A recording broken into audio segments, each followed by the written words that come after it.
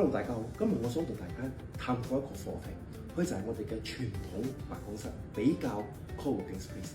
點解我會咁樣講呢？因為其實佢各有各好嘅好處，亦都會有係壞處。佢嘅好處就係傳統辦公室俾到你嘅穩定、你嘅隱私同埋你嘅品牌感。但係 co-working space 咧，佢就可以俾到你靈活、年輕化，同埋佢嘅成本可以唔使咁高。但係好多創業者喺度諗緊，其實我兩邊我都想要，因為佢想屬於自己嘅空間，但係又唔想承受咁高嘅租金嘅壓力。尤其依家喺高端地段嘅辦公室真係唔平，所以我發現到越來越多人係咪開始選擇一個新嘅模式，就係將傳統辦公室融合 co-working space 呢個。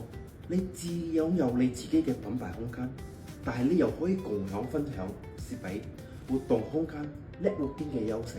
所以喺呢個時代，辦公室已經唔係只係做工嘅地方，佢更似係一個你嘅門面，或者係你嘅生活方式。關注我，讓你了解更多。